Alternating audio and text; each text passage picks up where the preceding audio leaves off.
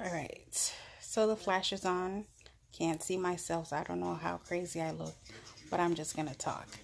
Um, so I went to go see Glass finally on Friday, and I must say I freaking loved it. It didn't go as I expected would, but I loved it nonetheless. Now, if you're not familiar with the backstory, this movie's like 20 years in the making. It started with Unbreakable, like in 2001, I think. Created by M. Night Shyamalan. He has a whole bunch of weird movies, but I love his movies. They're simple, but with a strange little twist to it. It started with Unbreakable. It was about a guy who basically was, I don't want to say invincible, but he can die. Like he's had accidents where that he survived that no one else would survive. It started out with a train crash, and he was the only survivor of the train crash. So it's all based on Mr. Glass's theory, because he was actually born with osteogenesis imperfecta, which is brittle bone disease, which makes his bones break very easily. So he had the theory that if he's so fragile and easily broken, that there has to be someone completely opposite of him who is basically invincible and unbreakable. So he finds David, and throughout the whole movie he's trying to convince him that he's more than just a regular human being, that he's actually superhuman. And he actually finally realizes it from, what's happened to the past and what's going on with him now, and then he actually starts fighting crime. So fast forward to 2015, 2016, somewhere around, I think 2016. Then they come out with Split. Now, I had no clue that they were related until the last couple seconds. Then it's like, oh my God. But Split was about, I forgot his name. Is it Michael? No, it's not Michael. It's Kevin Wendell Crumb. And he has dissociative identity disorder, which basically his identity split into multiple identities, and that stems from him being abused by his mother at a young age. So he creates all these identities basically to protect himself. So they all work together. The real identity, who is Kevin, is locked away deep in the mind, so he's lost. He has no idea what's going on. But the other identities basically are a horde, is what they call themselves, of I don't want to say murderers, because the other identity, only one identity actually commits the murders, and they refer to him as the Beast. But the other ones kidnap the girls, and then the Beast kills them. So in the end, the girl escapes, and he wasn't caught, so there wasn't no resolve in Split. But in the end, you see David, who is the guy from Unbreakable, and then you're like, oh my God, it was actually connected. And if you look at the cover photos, Unbreakable is broken glass, and Split is the same broken glass too. So there was clues in it, but didn't pay attention. Because they were so far off, they're like 15 years apart, so you really in the back of your mind, you're not really expecting a sequel or anything to a movie 15 years ago.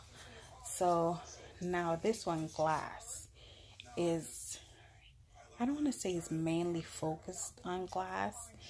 It's basically him furthering his agenda by using David and Kevin. And spoiler alert, they all die in the end, which I was not expecting that. I was expecting at least David, since he is the quote-unquote good guy, to survive, but he ends up being drowned in a stupid little puddle. But the thing about Glass, I forgot his full name, but he goes by Mr. Glass. The thing about Glass is that he's ridiculously intelligent. He's able to map out just about anything in his mind and completely get it done. And that's what I said. This movie's mostly about furthering his agenda, and his agenda is bringing the superhumans to the forefront and showing like everybody that they exist, and he actually accomplishes that in this movie. It's sad that they all died though, because it just came out of nowhere. Like they just wiped them out, but there was some kind of secret society that that basically was trying to kill them and stuff, and I didn't see that part coming at all. I was expecting a big fight in the tower, but it ended up in the middle. But like I was saying, the moral of it is, because people are mad at it because they all died, but the moral of it is Glass's agenda, getting the word out, showing everybody that these beings do exist, and outing this secret society, so that all of that was accomplished. So the theme of the movie, or the theme of the movie was laid out, and everything was accomplished that was supposed to be accomplished. Like I said, I didn't like that everybody, like all of them died. I didn't like that at all, but it was still a movie. I loved it. I was like clapping and excited throughout the whole movie. Like, Unbreakable came out, I was probably like 12 or 13. So to see it progress and jump into a crazy end like this, and that again is what I loved about it, is that M. Night is not trying to drag it out for decades. Unlike like the Avengers movies, there's like 1,000,000,001 of them, and then each character like has their own movie. He's not trying to do sequels and sequels and sequels. There's a start, there's a middle, and there's an end, and that's what I really loved about it. He's not trying to drag it out. Although I love my Avengers movies, like I could watch another 100 of them and be good. But I love that he wrapped it up. Like he always wraps up his movies in a cute little package, but it still gets your mind. It gets your mind working. But he's just, I love his stuff. They're corny and cheesy sometimes, but I still like it. Yeah, again, I'll definitely, out of 10, I would say it's a 7. It's a 7, like I said, because the agenda was accomplished, and it came to an end, and he's not trying to drag it out and create sequel after sequel after sequel. And that's definitely why I gave it a 7. Also because they all died, and I didn't like that part. But 7 is pretty good. Unlike Avengers, which is like a 10, all of them. But yeah, I loved it. I definitely would recommend it, but I would recommend it to people my age, 30 plus, because we were actually around for the Unbreakables. The younger people, they're familiar with Split and not Unbreakable. So like, unless you were there in 2000 or 2001 when it came out, and you've seen it, and then you spend the years, and then you've seen Split, and then now you've seen this, I don't know, I don't think you would like it or even understand it.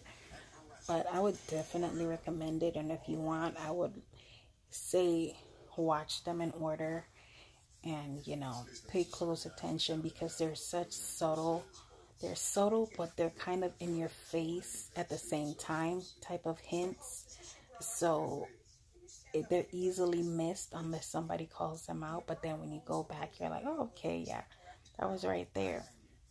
Oh yeah, one thing I didn't mention is Glass is mastermind behind everybody's knowledge. Well, he's a mastermind behind everybody and their abilities. He didn't give them his abilities. David was, I don't know if he was born with it. I think he developed it after he had his drowning accident. He developed his abilities. But Kevin's only came about because his dad and David was on the same train that wrecked and crashed.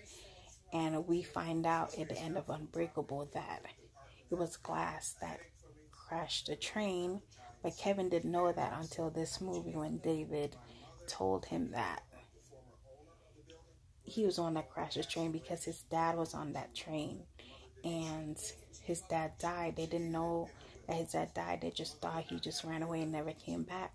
So his mom got real abusive and started abusing him. And then that's how the split personalities came about. So Glass thinks he created him. But, you know, at the end, it was Kevin that killed Glass. And then the police the secret society killed Kevin and then killed David. So Glass is the whole mastermind behind everything. And like I said, it was his plan, it was his plot, it was his agenda, and it played out perfectly. But yeah, like I said, I give it a 7. I definitely do recommend it to the people that were there and were interested in it and, you know, followed it all this time. Yeah, definitely should go watch it.